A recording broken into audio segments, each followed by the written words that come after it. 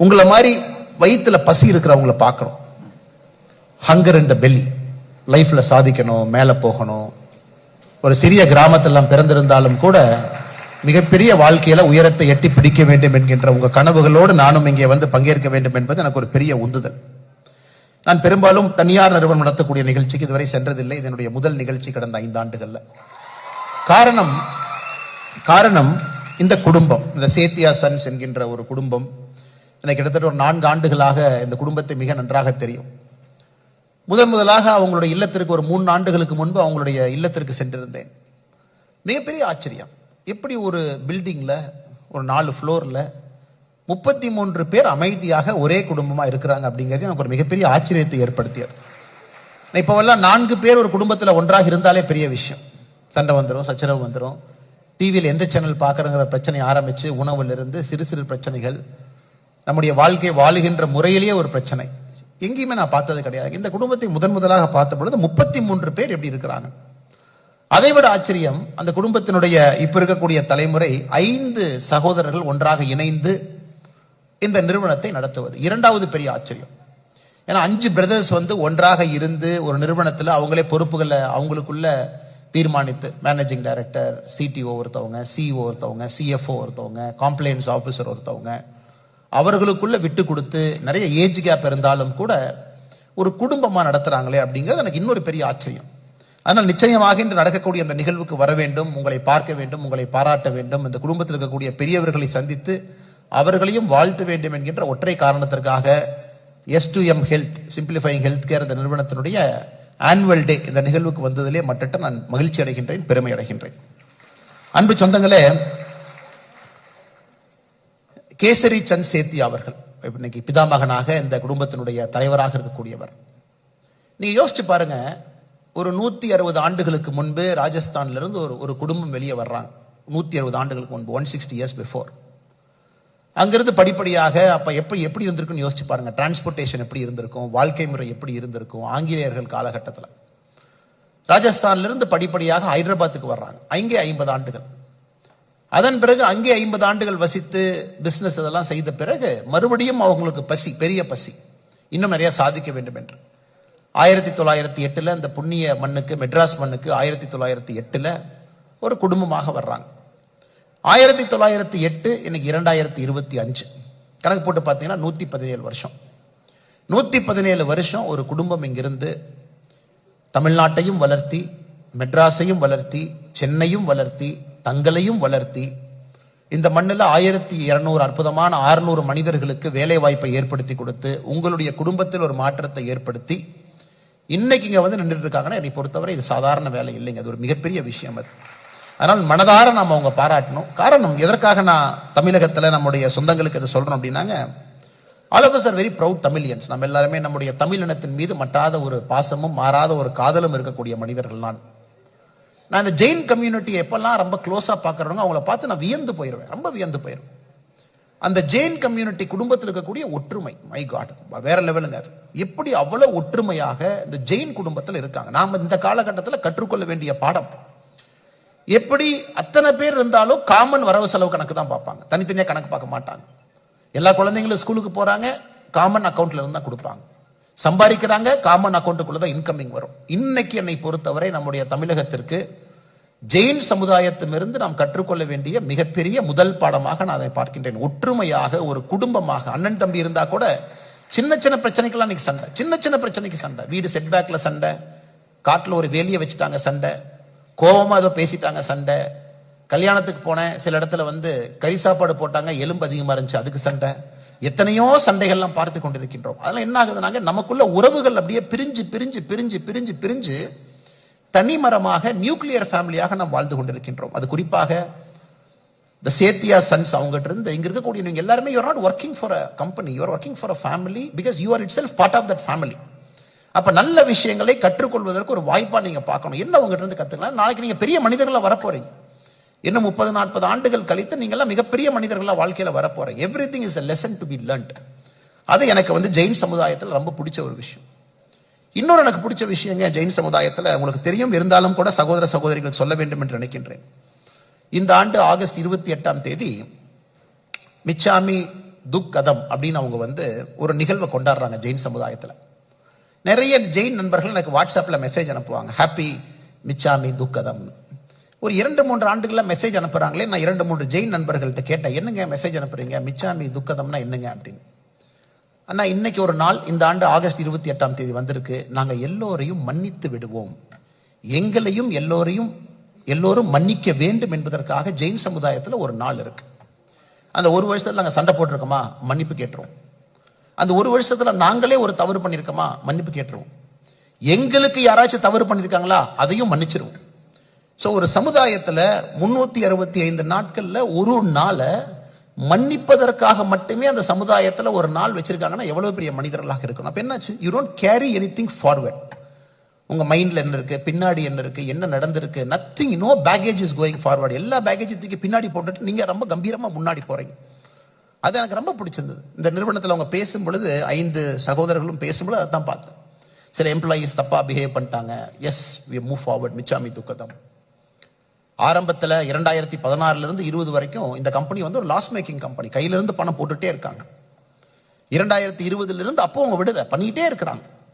2020க்கு பிறகு இந்த 5 ஆண்டுகள்ல பாருங்க, கோவிடை பார்த்து 2 ஆண்டுகள் உங்களுடைய முயற்சியோடு, உங்களுடைய அனுசரணையோடு கோவிடை கடந்து 2025 8 மில்லியன் 80 லட்சம் சார்ட் நீங்க இங்கிருந்து நீங்க பண்றீங்க. 24/7 ஒர்க் பண்றீங்க, நைட் வேலை பார்க்கறீங்க, பகல்ல வேலை பார்க்கறீங்க. இந்த அளவுக்கு ஒரு நிறுவனம் வந்திருக்குன்னா சாதாரண வேலை இல்லைங்க. ஒரு குடும்பமாக எல்லோரும் சேர்ந்து உழைத்து இங்கே கொண்டு வந்திருக்கின்றீர்கள். அதனால் குறிப்பாக இந்த குடும்பத்தினருக்கு, சேத்தியா குடும்பத்தினருக்கு, அங்க இருக்கக்கூடிய பெரியவர்கள் விட்டு கொடுத்தா தான் சின்னவங்களுக்கு அந்த புத்தி வரும், அறிவு வரும், அந்த ஆற்றல் வரும்.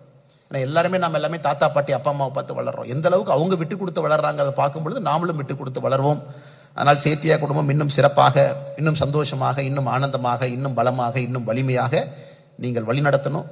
சென்னையில் உங்களுக்கு ஒரு முக்கியமான பங்கு இருக்கு, தமிழகத்தில் முக்கியமான பங்கு இருக்கு. சென்னை மட்டும் இல்ல, கோயம்புத்தூர் போறீங்க, அடுத்து விஜயவாடா, இண்டோர் போன்ற மாநிலத்துக்கும் போறீங்க, ஊர்களுக்கும் போறீங்க, எக்ஸ்பான்ஷன். அமெரிக்காவில் ஆல்ரெடி ஒரு பிரான்ச் வச்சிருக்கிறீங்க. அடுத்த ஆண்டு 2500 பேர்த்த ரெக்ரூட் பண்ணுங்கிற ஒரு முனைப்போடு இருக்கிறீங்க. அதனால் நிச்சயமாக உங்களுடைய கனவுகள் பெரிது. தமிழகத்தை நீங்க வளர்த்தணும், நீங்களும் வளரணும். அதன் மூலமாக பாரதம் வளர வேண்டும் என்பது என்னுடைய அன்பான ஒரு எதிர்பார்ப்பு மட்டுமல்ல, வேண்டுகோளும் கூட.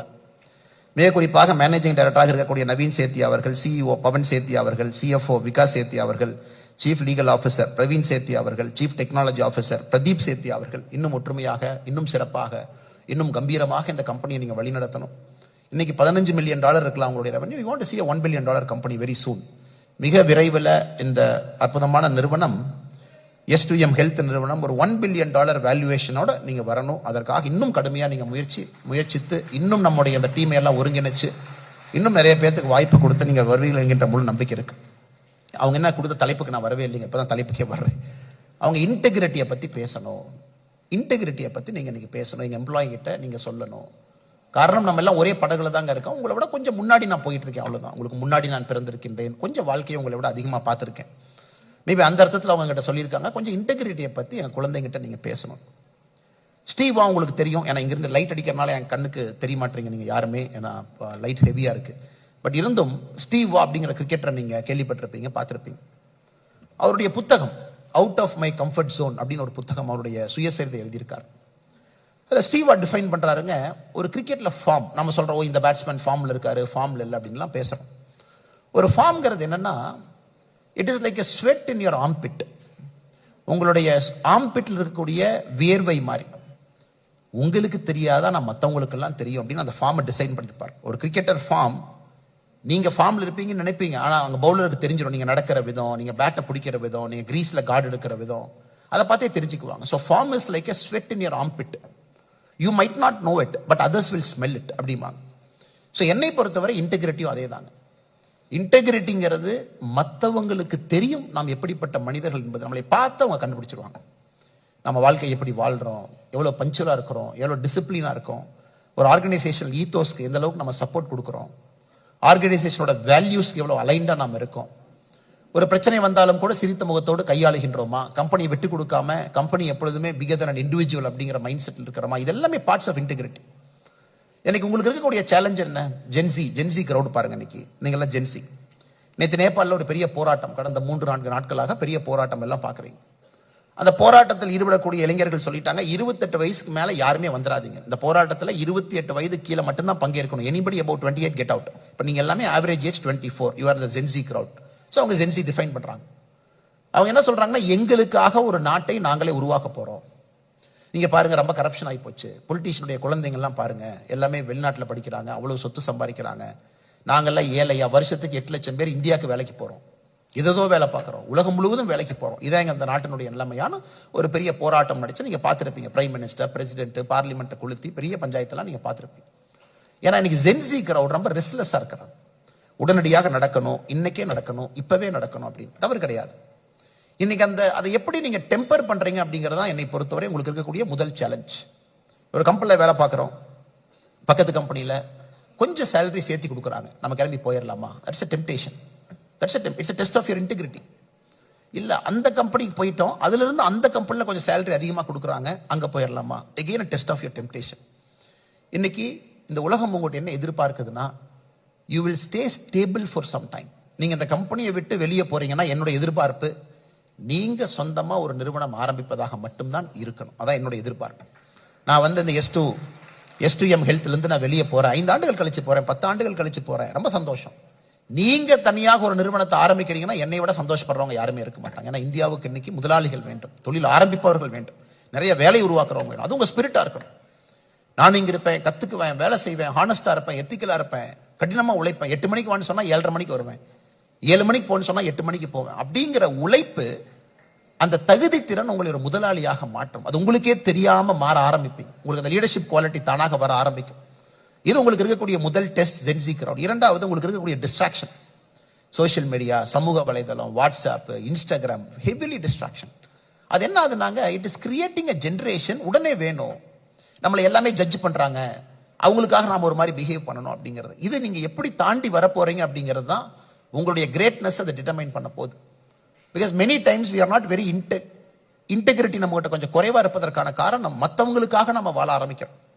அதனால சமூக வலைதளம் உங்களோட பின்னி பிணைந்து இருக்கிறது. எதுவுமே நீங்க செய்ய முடியாதுங்க. நீங்க டேட்டாலாம் நீங்க பாத்தீங்கன்னா, சில டேட்டா நான் கொண்டு வந்தேங்க, பட் பேச வேண்டாம் அப்படிங்கறதுக்காக எக்ஸ்டம்போரா பேசுறேங்க. ஒரு நாளைக்கு இந்த உலகத்துல 402 மில்லியன் டெராபைட் ஆஃப் டேட்டாவை நம்ம உருவாக்குறோம். 2024 போன ஆண்டுல மொத்த இமெயில்ஸ் 361 பில்லியன் இமெயில்ஸ் நம்ம அனுப்பிச்சிருக்கோம். கூகுள் ஒரு நாளைக்கு 16.4 பில்லியன் சர்ச்சஸ் செய்யறாங்க. அப்ப ஒரு செகண்டுக்கு 1,89,900 சர்ச் கூகுள்ல நடக்குது. யூடியூப் வீடியோ ஒரு நாளைக்கு 1 பில்லியன் ஹவர்ஸ் யூடியூப்ல வீடியோ பார்க்குறோம் ஆவரேஜா. குளோபல் இன்டர்நெட் டிராபிக் போன ஆண்டு பார்த்தீங்கன்னா 68 எக்ஸாபைட் போயிருச்சு. ஒரு எக்ஸாபைட்டுங்கிறது 1 பில்லியன் கிகாபைட். வாட்ஸ்அப், நம்ம வச்சிருக்கக்கூடிய வாட்ஸ்அப் ஒரு நாளைக்கு 100 பில்லியன் மெசேஜை ப்ராசஸ் பண்ணுது. அது வீடியோவா இருக்கலாம், டெக்ஸ்டா இருக்கலாம், இமேஜா இருக்கலாம். ஒரு நாளைக்கு இந்த உலகத்துல 2,52,000 வெப்சைட்டை புதுசா உருவாக்குறோம். சொல்லிக்கிட்டே போலாங்க. 1.24 பில்லியன் ஸ்மார்ட் போன்ஸ் போன ஆண்டு மட்டுமே 124 கோடி ஸ்மார்ட் போனை உருவாக்கணும். ஸோ அவ்வளவு டேட்டா வேர்ல்டு, எங்க பார்த்தாலும் டேட்டா. அந்த டேட்டால நீங்க இருக்கீங்க, you are dealing with data. அந்த டேட்டா இன்டெகிரிட்டி இருக்கணும், அதுல ஒரு கரெக்ட்னஸ் இருக்கணும், அதுல ஒரு நேர்மை இருக்கணும். ஏன்னா அதை நம்பி யாரோ பில்லிங் போடுவாங்க, கோடிங் போடுவாங்க. ஒரு சின்ன தவறாயிடுச்சுன்னா கூட ஹாஸ்பிட்டல் எங்கேயாச்சும் மாத்தி என்டர் பண்ணும்போது தவறான ஒரு மெடிசன் உங்களுக்கு போகும், தவறான பிரிஸ்கிரிப்ஷன் போகும். ஸோ டேட்டாவை டீல் பண்ணக்கூடியவங்க நீங்க, டேட்டாக்குள்ளேயே வாழ்றீங்க. அதனால எப்படி இந்த சோசியல் மீடியாவை கட்டுக்குள்ள வச்சு உங்களுடைய வளர்ச்சிக்காக அதை பயன்படுத்த போறீங்க அப்படிங்கிறது அடுத்து நான் உங்க முன்னாடி வைக்கக்கூடிய கேள்வி. நீங்க தான் யோசிச்சு அதற்கு ஒரு நல்ல முடிவு எடுக்கணும். கடைசியாக ஆர்டிபிஷியல் இன்டெலிஜென்ஸ். இன்னைக்கு உங்க நிறுவனம், உங்களுடைய ஹெல்த் கேர் ப்ரொவிஷன் என்ன நீங்க பண்றீங்களோ, இட் இஸ் ஏஐ சென்சிட்டிவ். இன்னைக்கு ஏஐ எந்த ஸ்பீட்ல வளருது பாருங்க. இன்னைக்கு ஏஐல இருக்கும், இன்னொரு 3-4 இயர்ஸ்ல will get into artificial generative intelligence, AGIக்கு போயிடும். which means computers might have more mind than a human being. அதுல நீங்க இருக்கீங்க. ஸோ அடுத்த ஒரு 4-5 இயர்ஸ் இந்த கம்பெனிக்கு ஒரு சேலஞ்சிங்கான பீரியட். இங்க இருக்கக்கூடிய லீடர்ஸ் எல்லாம் யாரும் ஃப்ரண்ட்ல இருக்காங்களோ, இந்த ஏஐ அவங்க நேவிகேட் பண்ணி அடுத்த கட்டம் அவங்க எடுத்துட்டு போகணும். ஏஐ ப்ரூஃப் பண்ணணும். அவங்க ஏஐனால இந்த பிசினஸ் பாதிக்காம அடுத்த கட்டம் போகணும். இது பக்காவான ஏஐ சென்சிட்டிவ் செக்டர்ல நீங்க ஒர்க் பண்றீங்க. அப்படி இருக்கும் பொழுது இந்த கம்பெனி என்னை பொறுத்தவரை உங்களுடைய லாயல்ட்டியை இன்னும் எதிர்பார்க்கிறாங்க. they want you to be more loyal to the company. காரணம் ஒரு சேலஞ்சுமே 2016 எவ்ரி சிங்கிள் சேலஞ்ச் ஒரு சேலஞ்சா தாண்டி தான் 2025ல இருக்கீங்க. So 2025 onwards you will see more challenges. So எப்பவுமே குரூப்பா இருக்கும்போது சேலஞ்சை ஈஸியா ஃபேஸ் பண்ணிடுறாங்க. அதனால தான் ஒரு விறகை உடைச்சிடலாம், பட் ஒரு பண்டில் ஆஃப் விறகை வச்சீங்கன்னா உடைக்க முடியாது. அதனால எப்பொழுதுமே ஒரு டீமா இந்த கம்பெனிங்கிறது உங்களுடைய குடும்பம், உங்களுக்கு வாழ்க்கை கொடுத்த ஒரு இடம், உங்களுக்கு மரியாதை கொடுத்த ஒரு இடம், உங்க குடும்பத்துக்கு கௌரவம் கொடுத்த ஒரு இடம் அப்படிங்கிற ஞாபகம் உங்களுக்கு இருக்க வேண்டும் என்பது என்னுடைய அன்பான வேண்டுகோள்.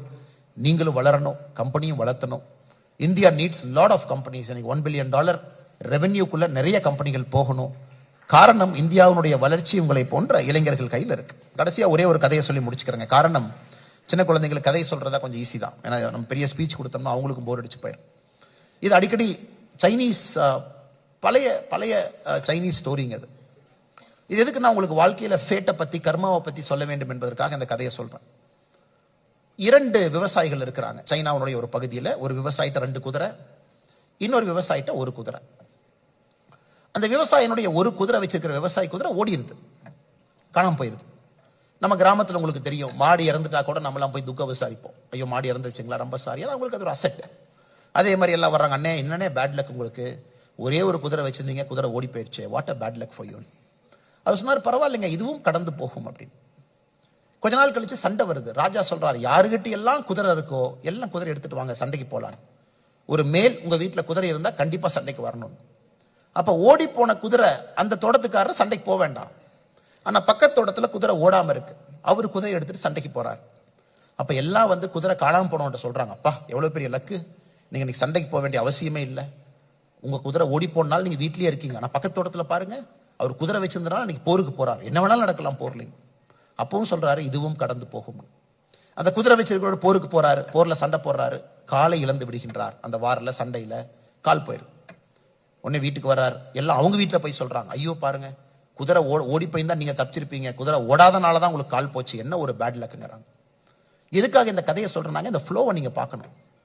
எந்த தோட்டத்துல அந்த குதிரை ஓடி போச்சோ அந்த குதிரை ஒரு 6 மாசம் கழிச்சு இன்னொரு குதிரையோட தோட்டத்துக்கு வருது, 2 குதிரையா வருது. மறுபடியும் ஊர்க்காரங்க வர்றாங்க, அண்ணா சூப்பர்னா, ஒரு குதிரை ஓடி போச்சு, 2 குதிரை வீட்டுக்கு வந்திருக்கு, சூப்பர் லக்கி நான். அதுக்கு அந்த விவசாயி சொல்றாரு, இதுவும் கடந்து போகும். அப்ப அந்த விவசாயினுடைய மகன், சரி நமக்கு தான் 2 குதிரையா வந்துருச்சு, அப்பாட்ட சொல்றாரு, அப்பா அந்த குதிரையில் ஏறி நான் போட்டுமான். அப்பா சொல்றாரு, போயிட்டு வாப்பான்னு. சோ எந்த குதிரை ஓடி போய் இன்னொரு குதிரையோட வந்துச்சோ அந்த விவசாயி மகன் அந்த குதிரையில திரும்ப ஏறி போறார். கீழே விழுந்து இடுப்பை உடைச்சுக்கிறார். மறுபடியும் கிராமத்துக்காரங்க வர்றாங்க, என்ன பேட் லக் சார், ஓடி போன குதிரை இன்னொரு குதிரையை கொண்டு வந்து அதுல உங்க மகன் போய் இடுப்பு உடைஞ்சு போச்சு. அதுக்கும் அந்த விவசாயி சொல்றாரு, இதுவும் கடந்து போகும். அதனால உங்க வாழ்க்கையில நிறைய பிரச்சனைகளை பார்ப்பீங்க, ஒரே வார்த்தையை மட்டும் சொல்லுங்க, இதுவும் கடந்து போகும். காரணம் என்னன்னா, எது நல்லது கெட்டதுன்னு உங்களுக்கு தெரியாது. தட் இஸ் லா ஆஃப் கர்மா. இந்த நேரத்துல ஏன் இந்த கம்பெனில இருக்கீங்க உங்களுக்கும் தெரியாது, எனக்கும் தெரியாது. லா ஆஃப் கர்மா. ஏன் நீங்க ஊரை விட்டு இவ்வளவு தூரத்துல இருக்கீங்க, லா ஆஃப் கர்மா. நீங்க கெட்டதுன்னு ஒன்று நினைப்பீங்க, அது 5 ஆண்டுகள் கழிச்சு பார்க்கும்போது உங்களுக்கு நடந்த பெரிய நல்லதே அதாகத்தான் இருக்கும். இன்னைக்கு நல்லதுன்னு நினைப்பீங்க, 5 ஆண்டுகள் கழித்து பார்க்கும்போது உங்களுக்கு நடந்த கெட்டதே அதாகத்தான் இருக்கும். அதனால இந்த சைனீஸ் குதிரை ஸ்டோரி எப்போ நான் வச்சுக்கங்க. எது நடந்தாலும் புன்னகையோடு, கம்பீரத்தோடு, வெற்றி நடையோடு அதை கடந்து போக கத்துக்குங்க. வாழ்க்கை இனிமையாக இருக்கும், சிறப்பாக இருக்கும். நீங்களும் நன்றாக இருப்பீங்க, இந்த கம்பெனியும் நன்றாக இருக்கும். இந்த கம்பெனியும் அடுத்த கட்டத்திற்கு போகும். மறுபடியும் ஒரு முறை இந்த அரங்கத்தில் இருக்கக்கூடிய எல்லா 1600 அன்பு சகோதரிகளுக்கும், கேசரி சந்த் சேத்தியா அந்த ஐயா அவர்களுக்கும், அவங்களுடைய குடும்பத்தினுடைய பெண்மணிகள் எல்லாம் வந்திருக்கிறாங்க, அவர்களுக்கும், இந்த குடும்பத்தினுடைய இளையவர்களுக்கும், S2M ஹெல்த் நிறுவனத்தினுடைய senior people who are part of the leadership team, management team, அவர்களுக்கும், இந்த கம்பெனியில பணிபுரியக்கூடிய எல்லா அன்பு சகோதர சகோதரிகள், எம்ப்ளாயா யார் அன்னைக்கு இருக்கிறீங்களோ, நாளைக்கு நீங்க லீடர்ஸா வரணும். லீடர்ஸா வந்ததுக்கு அப்புறம் ஒரு நாள் நீங்க ஓனர்ஸா வரணும். அதான் எங்களுடைய எதிர்பார்ப்பு. இந்தியாவுடைய வளர்ச்சி உங்க கையில் இருக்கு, நன்றாக வர வேண்டும் என்று சொல்லி வாய்ப்பு கொடுத்தது நிறுவனத்துக்கு நன்றி தெரிவித்து என்னுடைய உரையை முடித்துக் கொள்கின்றேன். நன்றி, வணக்கம். பாரத் மாதா கி ஜெய்.